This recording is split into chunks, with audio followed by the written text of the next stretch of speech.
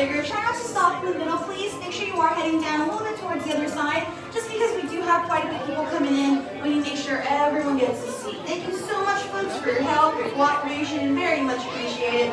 Go ahead and grab that single sheet of paper here at the beginning of the row, and then go ahead and try and scoot on down towards the opposite side of the classroom, just so you can try and fill in some of this available space here. Don't forget your paper, and we do have lots of room in these rows below as well, so go ahead and spread on out down those stairs and find a row you like. Grab a single sheet of paper and scoot on in. Come on down. Welcome. Awkward pose.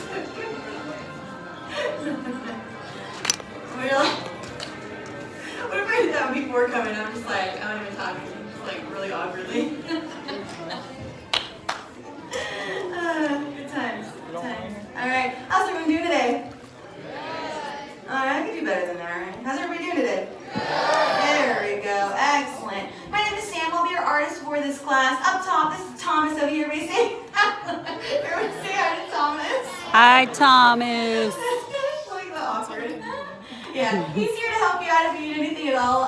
Your pencil breaks, paper rips, need some help on your artwork. Just raise your hand nice and high, he'll be here to help you. He's currently up top though to show you if you need to leave for anything at all. Restroom break, phone call, you forgot your tree outside, you forgot your kid outside, one of those things. You want to go up the stairs, right where he's pushing that door open and standing very awkwardly again. You can go through that door. If you can't get it open though because it's really stubborn, just ask him because he can help you. He obviously can get that door open. I have a hard time with it. It's very stubborn. But yeah, so all that stuff out of the way, we're going to be drawing a really cool character in this class, perfect for this time of year because he and his friends have taken over the Haunted Mansion for the holiday season. Anybody know who we're drawing? Jack Skellington. Jack Skellington, yes. Surprise! Who's a fan of Nightmare Before Christmas? Any fans? Yeah. Who's a fan of Halloween? Fans of Halloween. Excellent. All right. And I always have to ask this question. Who are the weirdos like me who decorate like September 1st for Halloween? Yeah, we got some people here too. All right, excellent. I can feel that. Cool. Okay, so we're going to be sketching a portrait of this guy, and we are going to be using a lot of light loose lines, not him, but we're going to be drawing him. Actually, an interesting thing about this character is that he's supposed to be a representation of Mickey Mouse. Like that's what Tim Burton did as like a joke as part of his illustrations and stuff, yeah. So we're going to be drawing Jack, and he'll look much more like this version of him here. But as you can see, all the lines that they use, or that Tim Burton has used to create this illustration are very crooked. There's a lot of textural lines here. Nothing is like a circular. If you look at his eyes and even his head, it's all really weird shapes. So I encourage you that when we start adding in our lines and stuff for our character, don't worry about trying to make them look perfect, trying to get a perfect circle or anything like that, because clearly Tim Burton's style isn't like that at all. So if you want to have fun with it and make your own weird shapes and make them a little crooked and add a lot of texture, I really encourage you to do that. Have fun with this. Get creative with your drawing, okay? I'm just here to show you the basic steps. But with all that being said, are you ready to begin sketching?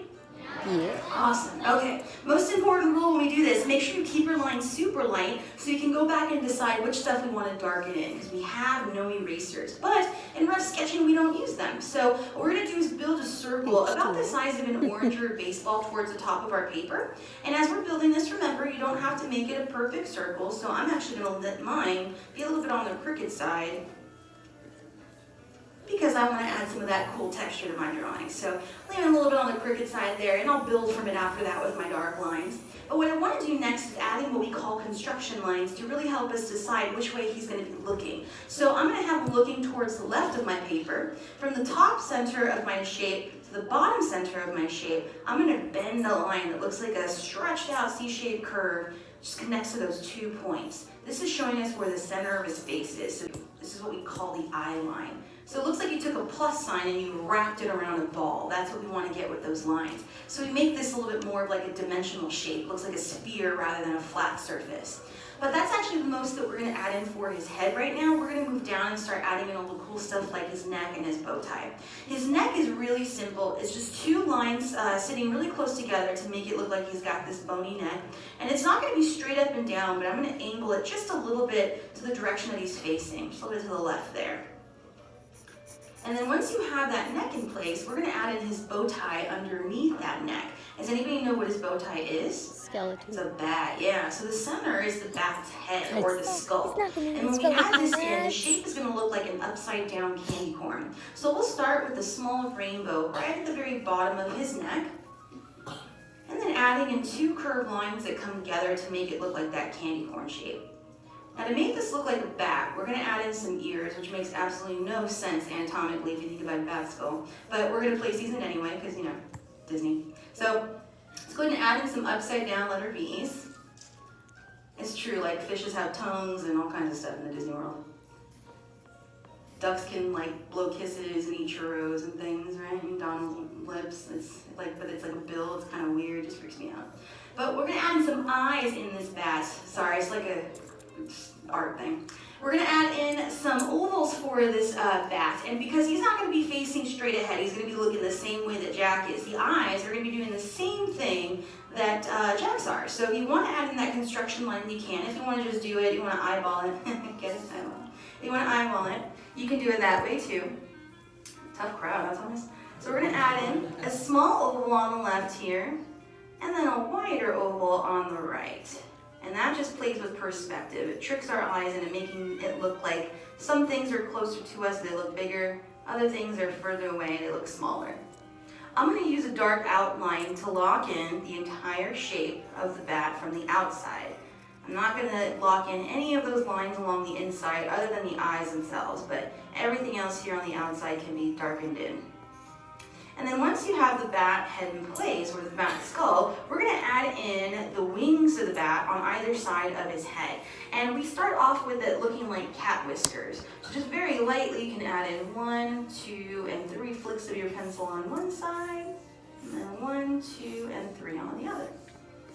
And to connect these lines to make it look like bat wings, we're going to go in between and add in these C-shaped curves. And you can pull them back as far back as you want towards that bat head to make them look really spiky on the ends. But I'm going to go a step further with my dark line when I outline these wings, and I'm going to give them that bit of crooked texture that Tim Burton is very fond of. He's not only fond of like having crooked lines and things, but he likes a lot of really weird different types of texture. Like if you ever look at the background of the movie, look at the streets, look at the walls, look at the trees, the ground, everything, there's all this different type of texture, cross-hatching, just little tiny tick marks. Like he just uses all this type of detailing in the movie to be very representative of his illustration style. He loves that type of artwork, so much so that he even asked his concept artists when they were creating artwork for the background and stuff, before they even got into the mold part of making the background and stuff in the movie, and for the characters as well. He asked the artist to use their hand that was opposite of their dominant hand. So if you are naturally right-handed, he asked them to use like their left hand to draw stuff, as if it's, you know, it's already hard enough using the hand you're used to, but use your opposite hand trying to draw things, you're going to probably get a lot of crooked, really weird shapes that way. And that's what he wanted. He encouraged that in his artists so that he can get these wacky shapes that maybe your brain wouldn't have thought of if you were using the normal hand that you would. So you got a lot of really cool things in the movie that way. All right, so we have our bat in place. This is the most difficult thing that we're going to add in on our drawing. And we're going to move on up and start adding in Jack's facial features. And we pretty much already did one of them, right? We have the eyes here for the bat. We're doing the exact same thing for Jack, just making them a little bit bigger. So I'm going to place my very skinny oval on the smaller side of his face over here. And I'm placing it on that eye line. And when I add the second eye, I'm going to do it a little bit differently for this one. I'm actually going to add in the sides of the eye first, so I know how wide I want to make that. And then I'm going to close the top, making sure it's the same height as my original eye here on the left, and then just closing it off on that eye line. Once you have the eye shape that you like, even if you don't like it and you need to go back and fix it, that's okay, because we're going to be shading these in. So when you shade them in, you're going to be hiding a lot of those extra scratchy, heavy lines that maybe you would have added in when you were trying to correct the shape. So you can go back and you can outline the shape that you want to keep. And then since we probably have a lot of really big Jacks out there in the crowd, we're going to actually turn our pencil completely on its side like this, so you can get the full length of the lead, the flatness of that lead, and you can use that as a way to shade. And for me, I just kind of do this little rotation thing. Instead of just going from side to side, I just make little tiny circles. So that way it stays within the eye. It makes it a little bit easier to do that. You get that really nice soft texture makes it look like shadow, which is what we're going for here. An interesting thing about this character too is that early on when Tim Burton was looking for distributors for the movie, he went, Disney was the obvious choice. He worked with Disney for quite some time as an artist or an animator, and he actually took part in The Black Cauldron and Fox and the Hound. He was an artist for those two films. So for his film, he was talking to Disney about having them distribute the movie, but they were having an issue with the fact that Jack wasn't like their typical characters.